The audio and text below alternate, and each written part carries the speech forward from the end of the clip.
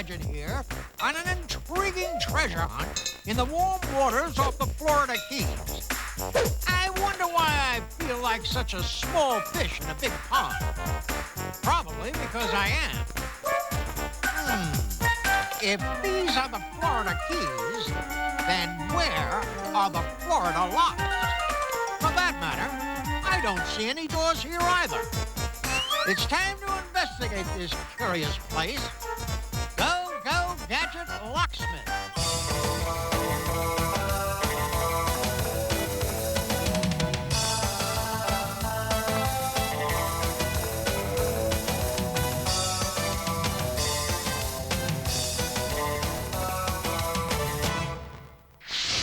My impeccable detective instincts and this tourist brochure tell me the Florida Keys aren't keys at all. They're actually thousands of little islands which are strung together, reaching over 150 miles off the southern tip of Florida. The islands have fun names like Sugarloaf Key, Cujo Key, Little Duck Key, and Big Pine Key. Having the word key in the name seems to be the key. I'm getting a little keyed up myself. I think I should move on. Many of the keys are connected by a 113-mile-long overseas highway with 43 bridges. It's like connecting the dots, except you connect the keys. One bridge is almost 7 miles long. Wowzers!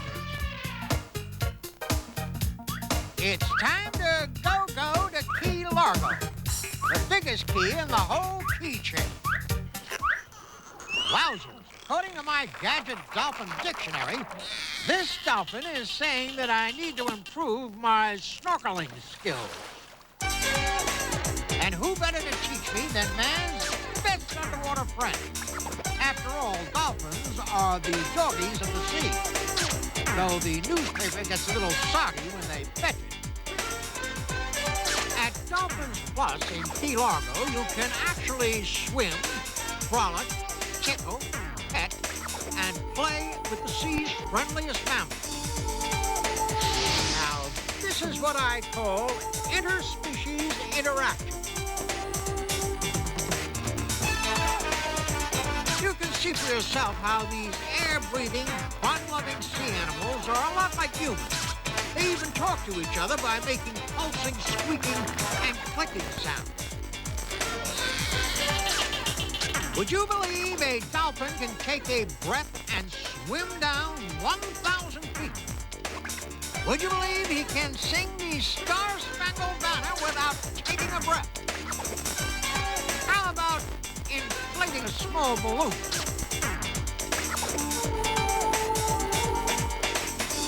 Bye-bye, dolphins, and thanks for the fish. It's time to snorkel over to Key Largo's one-of-a-kind underwater laboratory. Scott Carpenter's Man in the Sea program in Key Largo is the only place in the world where you can spend the night underwater and learn to be an amateur aquanaut.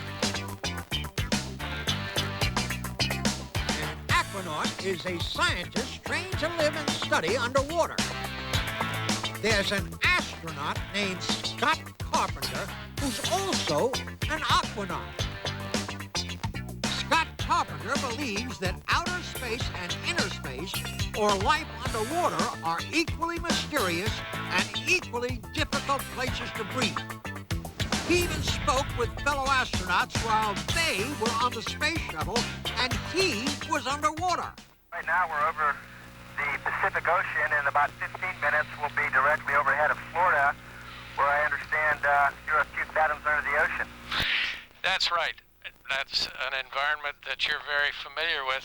At Scott Carpenter's Man in the Sea program, eager trainees can be found piloting perilous one-person submarines, submerging in treacherous currents in old-fashioned diving bells, performing hair-raising experiments beneath the briny deep, and loving it.